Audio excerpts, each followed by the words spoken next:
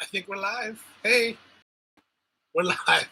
I don't know why we're doing this live thing, but hey, we're live, and I'm Jay, and thanks for tuning in. If you haven't been watching, I don't know if this is my very first time doing the live thing on YouTube, so I don't really know how this is turning out or what's going to happen. So if you have comments, drop it in the comments below, and we'll be talking.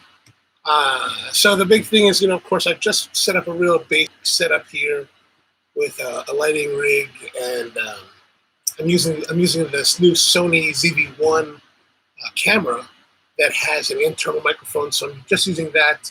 It is right now 35 inches, so 3 feet from my face. So hopefully you can hear. I do have air conditioning and some fan running, so I'd be interested to know if you can hear any of that. So what you're watching now is so on my screen it looks like it's backwards, right? Can you see that? I don't know if that's really how it's supposed to be, but that's how it is. And what we're doing today is we're just testing out the equipment to see how it works, really, and also to do an unboxing. So I've got the Logitech MX Master 3, right? And it is a new mouse. So I've got this mouse, right? So I bought this mouse. This is a Gearhead 3-button optical USB mouse, model number OM3400U. And it's not bad. It's a simple cabled mouse. It sits here on the desk, and it's got a laser, and yeah, it's worked pretty well for the last year or so that I've had it, because I just needed to have something, because I needed a mouse, and I didn't want to spend the money on a trackpad, because those are $150. And the one that I have at home is the very first generation trackpad. And while it's a great tool, what pisses me off the most is that every several months you have to buy new batteries. So I'm constantly throwing away batteries, and it feels like it's a complete waste of time. So, and then once in a while it'll lose Bluetooth connectivity, and that just kind of irritates me, because it should be better, especially for the money that you're spending. So I bought this one that has a cable on it because I wanted to have a cable. I thought it would be better, and it's worked great. The only problem is, now that it's a year or so old, it starts to act up. And so what that means is that if I'm clicking on something, I may click something just to highlight it, and it double clicks it automatically. It opens up whatever application that file is tied to, which slows down the workflow and interrupts everything. It just makes me kind of irritated. So I wanted to get something nicer, but the new Apple Trackpad 2 is $150, and I didn't really want to spend that kind of money. So the other day, or was it yesterday, I put out a message on Facebook, and I'm like, hey, what do you guys think about the mouse, and any thoughts? Because I'm looking for something because I'm doing mostly video editing on iMovie, so nothing really heavy duty, not like my friends that are working in Premiere and Final Cut Pro, and even Avid. Those guys are doing hardcore multiple layers of video and audio, and iMovie is only a very simple tool comparatively to those. So my needs right now are relatively modest. And so I needed a mouse. And so what people recommended was the MX3. Actually, Nathan Stambaugh was like, hey, you gotta get the MX3. I was like, well, okay. So I looked it up. It's $100. It's $104 out the door with tax here in Maryland. And so I picked it up, MX Master 3. I tried the demo one a little bit. It's not connected to it. I went to Micro Center, and the demo's just sitting on a little stand, and it feels comfortable. It's got metal. The scroll wheel here is metal, so that's really kind of nice. And I thought we'd do the live thing and open this at the same time, so that we could kill two birds with one stone. Even though I'm not really into a tech review kind of thing, because really I don't know much about tech. Okay, so we're gonna open it up. There's a little thing here, some scissors. already slipping. Okay. I think we have one viewer. Hello, thanks for viewing. Can I see who's viewing? No, no. I'm not really sure what kind of controls they offer for this side of things. Let's see. More participants. No. All right, this is not opening easy. Hello. Oh, that's cool. It opens up. The top opens, right? Top opens, and then you just pull. Well, that's quite simple. And it says MX. So is it backwards? On my screen, it looks backwards. If it's backwards, sorry, I have to figure out what to do. So we've got our MX. We'll tab here, hold open. Ooh, that's quite nice. It's all black and fanciful. So one of the things that they said is that there's a little dongle. Let's see the dongle. There's a dongle. And the mouse. It says MX setup Logi.com. Right, so it's got this, we don't even have a diagram on how to set it up. And then it's packaging is quite nice, maybe not as fanciful as the Apple stuff. So in here we've got our, so it tells us where to go on the web for the instructions to set it up, as well as it's got a cable. USB-C cable for fast charging. So I was reading a little bit online about this, and they were saying some of the reviews said that with a 1 minute charge, this thing will at least work for 3 hours. So that's pretty good. All right, let's see here. I can set up Bluetooth. So you don't have to use the Bluetooth dongle that comes with it, which is cool. And then this one also allows you to do switching between the three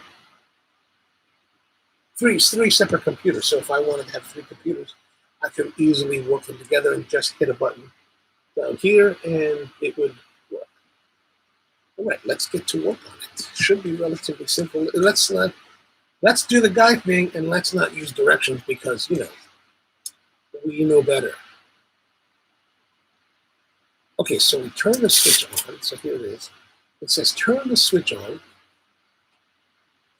Turn the switch on. One is flashing. And then go to mxsetup.logi.com.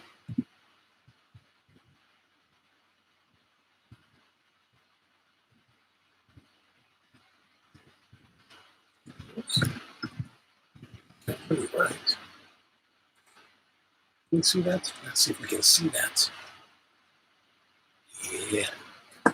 All right, so logic.com. Oh.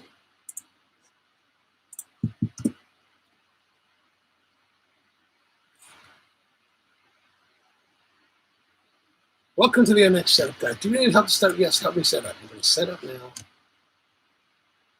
going to take the mouse. Oh, this is quite simple.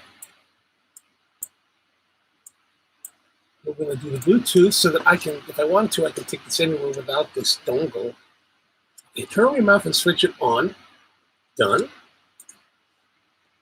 I believe there's power. The LED should be blinking fast. Yes, that is correct. That means that it's ready to pair. So as you can see, it's blinking fast. The number 1. Actually, that's kind of cool. I guess since you can see the 1 is blinking. Can you see that? Yeah, see. You see the 1 is blinking. Where it is. The 1 is blinking. And I'm sure the 2 and 3 light up too. That's actually a pretty cool thing, I think. Oops.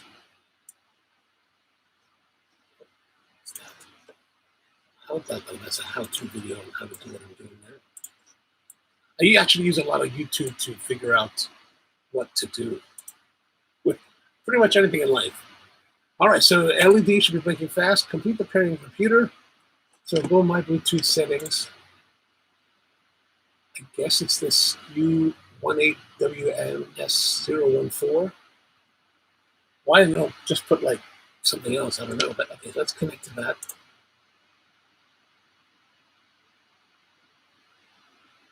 And is it it?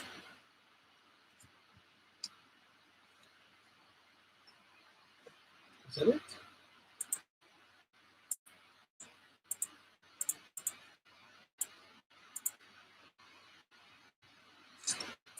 Oh, that's a sound device.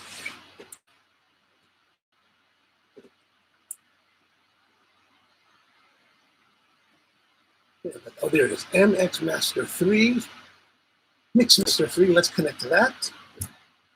It's connected. All right. Oh yeah! Wow, that is smooth. Can I see you now? Let's see. All right, so we've got this smoothness. I can't really see it. Let me stand over here, so I can take this out. Thank you for your service.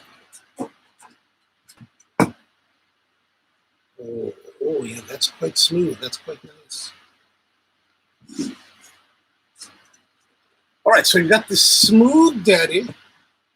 That is, it's got, so the glider, it has gliders, which is what, well, the other one, the Gearhead has some gliders, but they're not, these are really kind of smooth. So you can really feel the tactile difference on the desk as you're moving the mouse around. And, you know, it says ergonomic, so it's got this ergonomic kind of shape, right? So your hands are, you got a place to rest your thumb, place to rest your fingers, and you can just kind of click. There's a scroll wheel. I'm not sure what the scroll wheel is. Let's go into the Logitech and then scroll with it. Nothing is happening. Let's go to Facebook and see what Facebook will do. Oh, there we go. So it scrolls up and down. Great. So there's another scroll wheel. I'm not sure what that does, but they all click. This one does not click. There's 2 click buttons here. There's another button there. And then evidently the wheel, like this wheel, will click not just down, but right and left. I think. Everything's going haywire now. My wheel comes to Logitech. Thank you, Logitech. Thanks, Logitech. Really helpful. And what else do we need to do here? This is pretty good.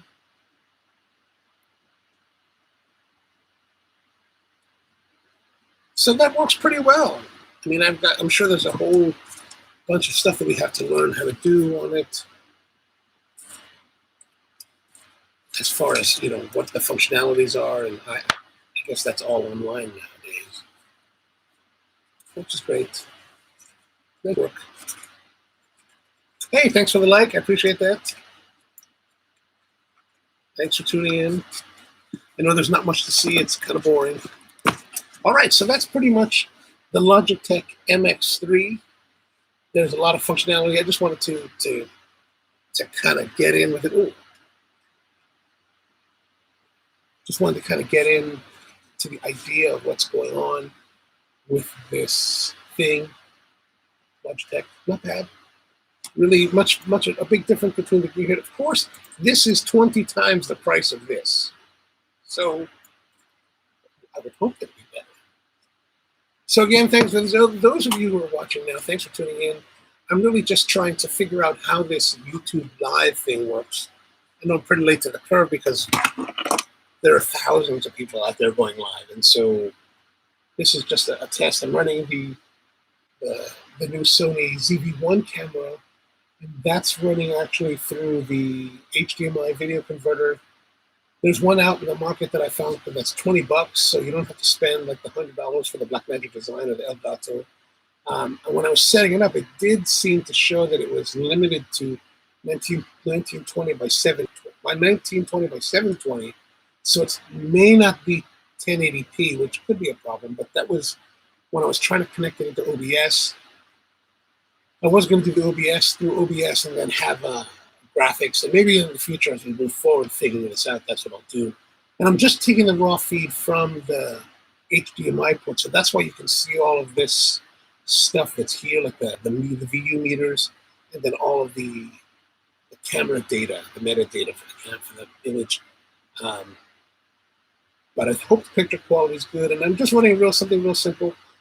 In this space right now here at the desk, I've got, of course, the normal practical lights that are running, which is, your standard,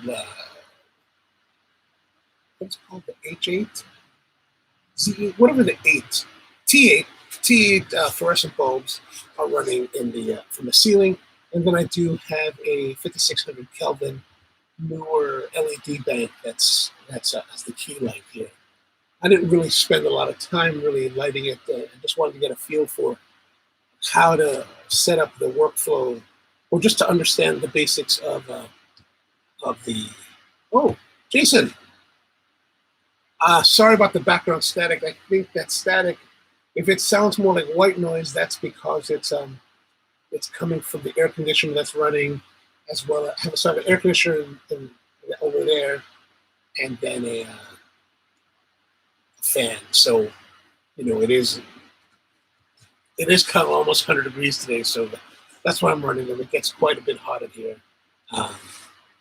So normally I'm trying to, when I'm using other gear, I actually try to scrub that out. And then on some of the videos that we've shot for the Spro Coffee channel, I've been shooting dual system sound on it. I've been taking the audio tracks, because you can definitely hear the white noise from the air conditioners. And so I've been scrubbing that through Audacity before importing it into iMovie and then editing it together. Oh, okay, that's good to see. So it's only white noise and only when I'm talking. It's good. It's good. So the audio that's coming right that you're hearing is actually the onboard audio from the ZV-1. I didn't use like this one. I've also got these kind of. This is the Taxar SGC 598. It's a real simple and inexpensive shotgun microphone. But for this one, I'm actually using. If you ever watch the videos of the ZV-1, I'm actually using the onboard microphone. That's actually, I believe they've made it kind of unidirectional, so it's just kind of facing front. But they even have a dead cat that comes with it. So I have a dead cat set to it to make it to help to cut down. Well, that's really just for bin noise. It's not going to change the white noise that you hear. But that's all from the camera itself, and the image is straight from the camera. So it's pretty good. So if you're thinking about getting like one of this vlogging type camera or the small compact camera, I'm thinking the ZV-1 would be really nice for you to check out. It's got the focal equivalent, I think, is 24 to 70 millimeters for the lens, which it goes as low or as wide as f1.8, and then it's at the widest setting it'll be f1.8. So it's a nice camera. It's got good functionality. I haven't used it too much actually because I've been buying. I just bought that camera. I just bought this camera the one we're watching, the ZV-1, like maybe 2-3 weeks ago.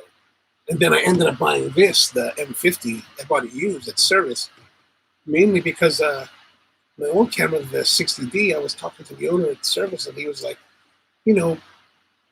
at some point in time, maybe within the next year, Canon will eventually discontinue support for it. And so support and repair will be gone. And, I was starting to feel that the 60D was a bit long in the tooth, and decided that maybe I should replace it. And I saw this 80D for sale that was used one day, and I thought maybe I should just go up to 80D.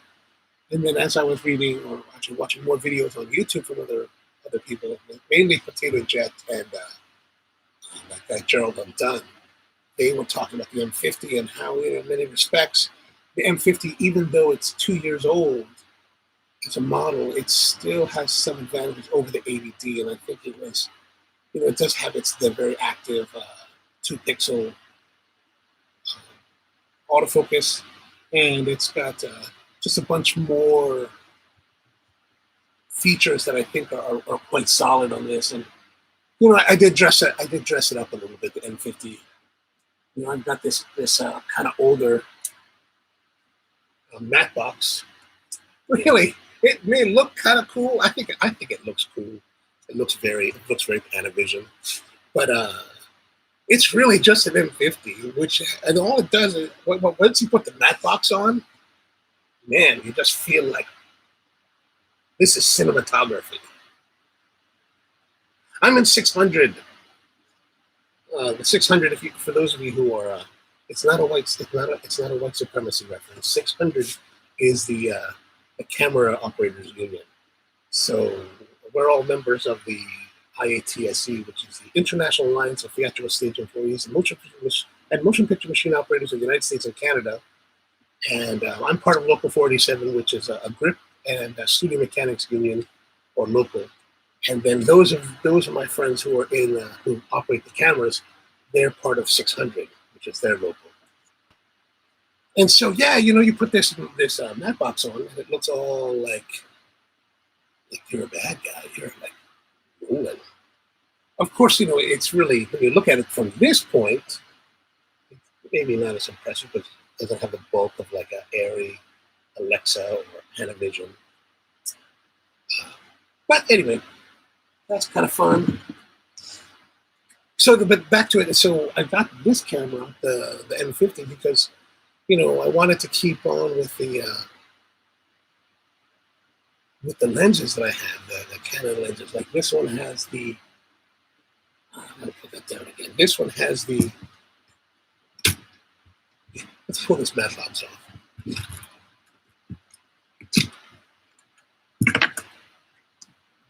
So see now, look, you take it off and it's just a camera.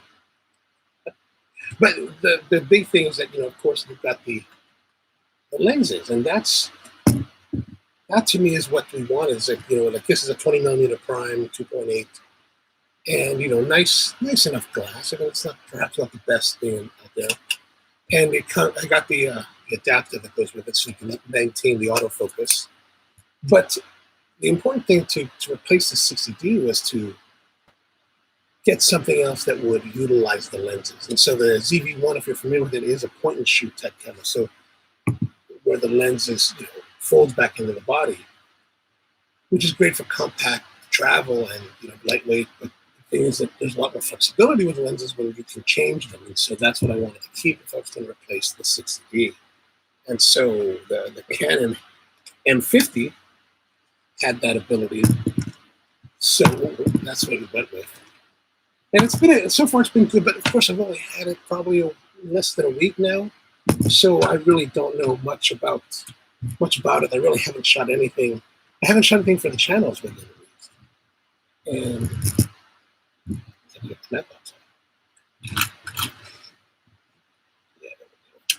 all right. Now it looks good. Now we look professional again.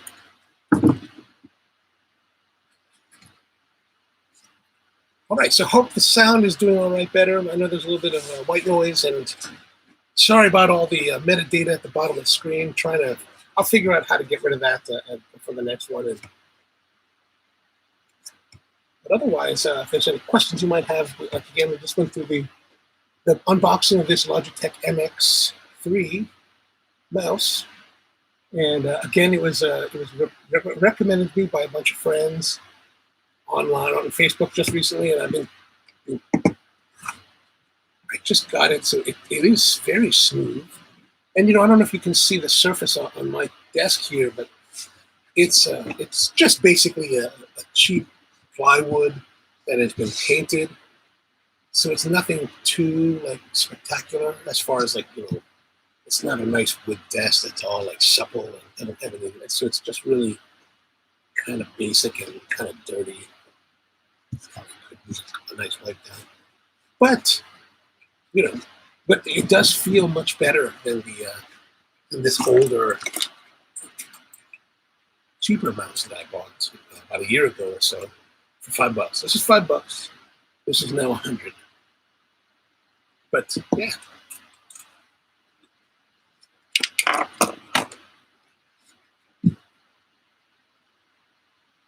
So any thoughts and questions? Just drop them in the comments. If you have a question about coffee or whatever, everything is easy here in COVID.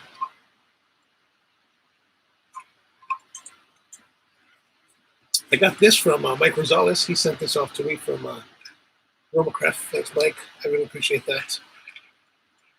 Sent him some coffee and he sent me a thermos, which has actually worked really well. This is the EcoVessel. Like, I'm not really a big thermos guy. Like, I don't really think too much about thermoses. I mean, I'm always typically okay with something like this filled with ice and water. So when people send this, when I get this kind of thing from people, it's really kind of cool. And this one, you know, it's got his company logo, which is a company called Romacraft. Out of they're a cigar company based in Austin, Texas. And you know, actually, I had it here the other day, and I couldn't believe that overnight it actually held the ice, and it was still cold the next day. This past week, it's been in the 90s. So, you know, of course, it's been in the office here, so it doesn't quite get as hot. But I mean, it gets, when I'm not here and I leave the place shut down, we turn off the air conditioning, and you know, it's probably in the 80s in this room. So it does a pretty good job. I was really, really surprised how well it did. Yeah. So EcoVessel, yeah, good.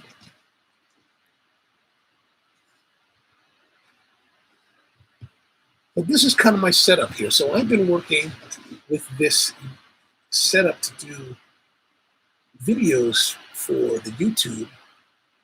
Can't really show the link till I can make it tilted down. Right? Let's tilt down. I'll tilt down. No, that's not tilt. Sorry, hold on. I've got this ball head on here that's. Oh yeah, that's good. So we've got this keyboard. This is an old school post-op video keyboard, and this is actually a keyboard designed for Final Cut Pro, and I bought it quite a few years ago when I was going to buy Final Cut Pro. So I got the keyboard, I never got the software. So I use it now. There's not really, and I don't believe there's any. No, that's true. They do share. For example, the cut tool is Control B. That's the same. So that's been pretty good. Then I've been trying. I also bought this contour shuttle that's supposed to jog through. So like if I open up iMovie, so this looks nice. You know, back when I was still in the movie business, I was doing what's called 24 frame playback, and 24 frame playback is basically how you would conform video in the movie. So if you're familiar, video runs at 29.97 frames per second. And that's the old original NTSC standard. And it's still carried over today. A lot of people talk about that. But then in film, we were running 24 frames.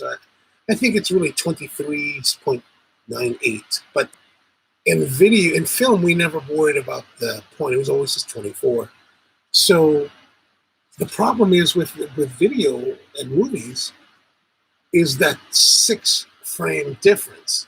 And so if any of you that are old enough to recall watching videos or whatever, or movies, where you see the screen kind of flickering, or like a black bar rolling through the image, that was actually part of the resolution problem between the two formats. So in my role as a 24 frame playback operator, we would have to get specialized equipment. So if you saw a television in the movie, that television was actually modified to run at 24 frames. And then we would use a 24 frame converter that would sync the video frame to the camera frame. So as the camera frame opened, the control unit would tell the raster to paint that field. So as the shutter opened, paint the field, close, open, paint the next field, and it was really a technical thing that I think now has been resolved because everyone's shooting digital. It's all digital now, and I think that it all has gone away, that kind of problem. I'm not sure. I'm not in the field anymore, so I'm not really, I have to talk to some friends that are still involved if that's really the case. But anyway, like we're back to what we're saying. So this is kind of the environment that I'm working in. Now I've got my mouse here, which is, oh, that's pretty good. And this is the new video that's coming out on. I don't know when this is going to come out. This one's already finished. I've already rendered it.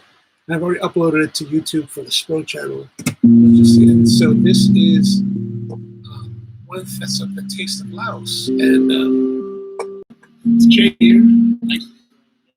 So the taste, it's a tasting video of new origin coffee from Laos, which is really interesting stuff. And I won't go too much into it, so I won't spoil it for you. But it is quite a nice, surprisingly nice coffees that turned out well. But this is the environment that I'm working in. You know, iMovie. I think this is iMovie 10. Is that right? Yeah, 10.1.14. And it's been good. Like for most of what I'm doing, I haven't had too much problems with it. Like, I mean, I haven't really done too much where I've run out. Well, actually, I kind of ran out because I was trying this thing where there's a new, which video was it? Let's see here. It was, I think it was the ZV-1 video, which just came out over the weekend. Yeah, so on this one, I wanted to put the onocoffee logo in the corner, to get that broadcast kind of look. So in that case, that's a image overlay, and I can put the image overlay, but I can only put one, right? So you create this logo here in Photoshop on a transparent background, and then it will sit on your image, on your video image, and whatever's translucent. What did I say? Whatever is, translucent, or there's no background. Yeah, it will just kind of show just the logo. So I don't know if you can see that too well here, but the logo's right there in the corner, and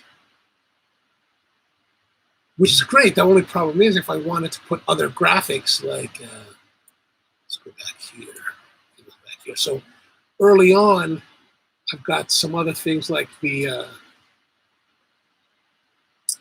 Instagram name, and then later I've got maybe a couple of the other things I'm referencing. A couple of the other YouTubers that are out there using images, but I cannot lay the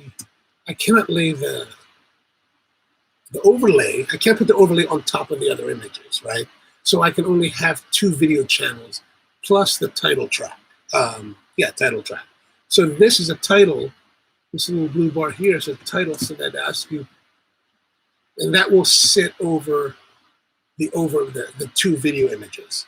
Now, in other programs like Premiere or Final Cut Pro or Avid, this you can do video layers, multiple layers, and I think I'm not really sure if there's a limit with those guys. I mean, it will allow you to do multiple layers, and like this one here, also you can see that I'm running multiple tracks. So not only can you use the audio track that's in the video itself, but I can also lay in a separate audio track plus a music track. And I think this one I can even go down 1 more level or 2 more levels with audio, I believe. I've never really done that. I've never had to it much.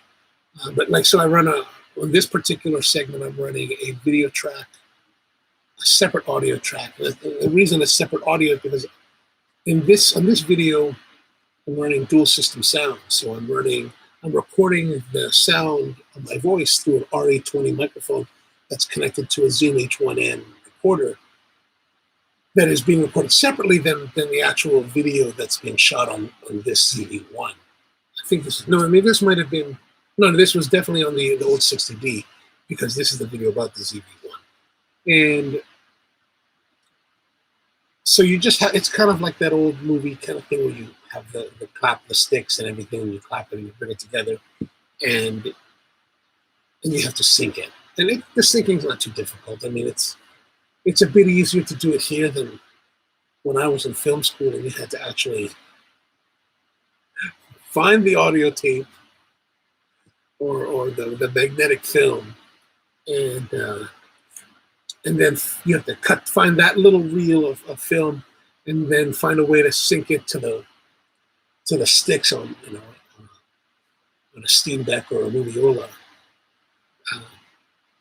That was much more difficult. This is like super simple, and then of course there's an audio track, a music track that I have running as well. But that's kind of like how my workflow goes here. It's relatively simple compared to a lot of people. I've tried to keep it as simple as possible, mainly just to make it simple. I mean, there's a lot of complexity that's going on already. So, all right, so that's pretty much it. So if there's any questions or anything, do feel free to say it. Ask.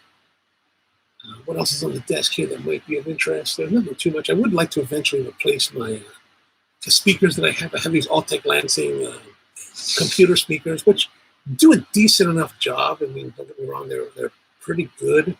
If you can see, we can't really see them over here. There they are. There's one. And it does a decent job. There we go. It does a decent enough job for what it is. Let me tip this back up a bit. As you can see, this meter kind of tells us when we're fully level. I kind of dig that. That's all internal to the. That's all pretty internal to the ZV-1, which is cool. I never, usually I'm working with little level dots and level devices, so you kind of, bubble levels, and so you really have to. It's a little bit more work in that respect, but yeah. So the camera so far has been working out really well. I've been very pleased with it overall. But back to what I'm saying, the Logitech and the Altec Lansing. The Altec Lansings have been, really a decent speaker over the years. I mean, I bought these quite a long time ago. I was thinking that I would like to have more near field reference kind of monitors, studio monitors, something like I was, but I'm really kind of behind. I mean, I've got some at home that I use for my computer there, and those are Tenoys. So they're pretty old school, but really, really nice. I'd like something that's similar, but maybe powered this time instead of having to use a separate amp. So I've been thinking maybe more about. I would like to do the Yamaha 7s. Those seem to be quite nice. I haven't really had the chance to listen to them. Unfortunately, when you get into like studio monitors, they get to be a little bit pricey, especially if you want something nice. Like you can get the Rockets, the Rocket 3 or the Rocket 5.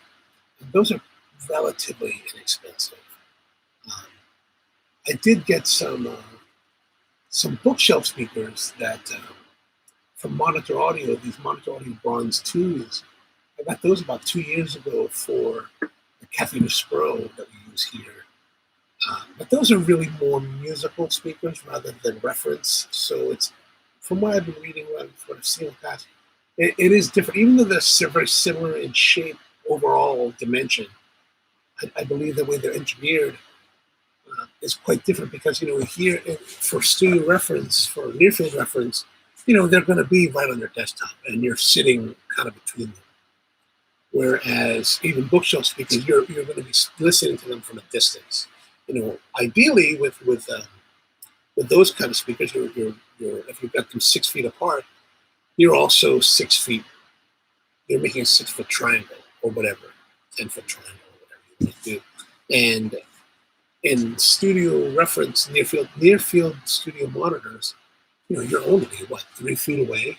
So I believe they have to be engineered in a different manner, because their task is completely different.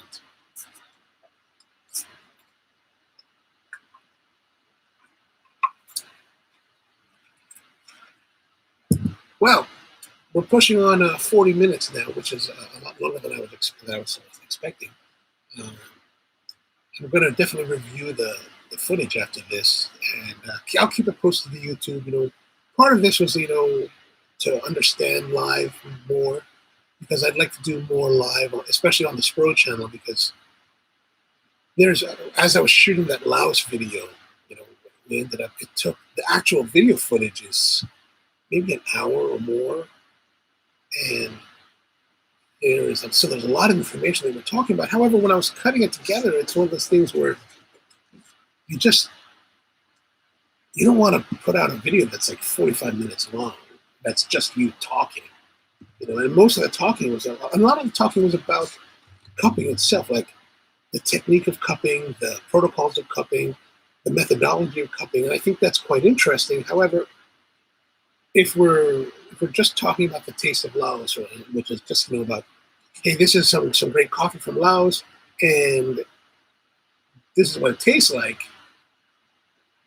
don't want it to be 40 minutes. We want it to be, as narrow, as tight as it can be, because I don't want to waste people's time. There's a lot of talk what I see on some of the videos about YouTube. They talk about, how do you get better ranking? How do you get better things with the YouTube algorithm? And some people saying you have to make videos over 10 minutes. And, I think that, and then some people even said, you want to try to make it at least 10 minutes so that you get better viewer attention and longer view times. And I think that's all great. However, if we're telling a story, I want it to be done when it's done, not overdone. You know what I mean? And so if you look at the Spro channel's videos, most of them are, I believe most of them are under 10 minutes. There's a few of them that run 15 minutes, and I think even there's one that's 22 minutes. But I think that's the longest. I think it's important to I think brevity is important, especially in video. And so we're just trying different things with that. And but the live thing could be interesting, because I think that, let's say with the cupping, I would like to do, so I'm thinking about doing something where we're cupping live, and then we can talk about all kinds of things and let it be an hour or maybe even a little bit longer, because there is some level of value and some level of interactivity, as well as, I think the interest is different. Instead of when you're watching a finished video that, there's a lot of, why don't you cut? Go faster. But I think with the live format, we can take our time and really get into more of the minutia. And then, of course, with the YouTube format, you can save your lives and leave it on the channel so that it's always there and it can be referenced and everything. And that's what I'll do here. I'll leave this one on. But yeah, I think that's good. And I think this is great. This MX Master 3. Maybe I'll come back again in a week or two and talk more about how it turned out. But right now, it seems cool. It seems cool. What am I supposed to do with it? I don't know. I'm not that tech oriented, so I'm not really able to give too deep a detail about this. But I'll figure that out and come back to it. But we're coming up on right now 44 minutes, so I think that'll be good for us today. I'm thinking also for this on this channel, the onocoffee channel, maybe some cigar videos. Like I was shooting, and that's another thing. I was just shooting the cigar video. I got this cigar from Craft, the new Craft 2020, and I shot this video of it, unboxing and having a smoke with it and talking about it. But I'm thinking that, I was looking at some of I started editing it the other day, and I was looking at it and thinking, man, this is just, again, this is where something I think would be really good in the live realm, where you can sit down and just kind of talk and in some ways meander, to get the full flavor. Because I think it'd be kind of fun to have maybe do a cigar session where I would announce, hey, let's smoke this cigar on this day at this time, so that anyone that wanted to participate would have the opportunity to go get that cigar first, prior to the live, and then when the live time came, we could be, hey, talking about it and chatting on the chat group and that kind of thing. But that's for the future. It's been 45 minutes. Thank you very much for tuning in, and for those who are still watching, thanks for watching. I'm going to sign off now, and hope you have a great one.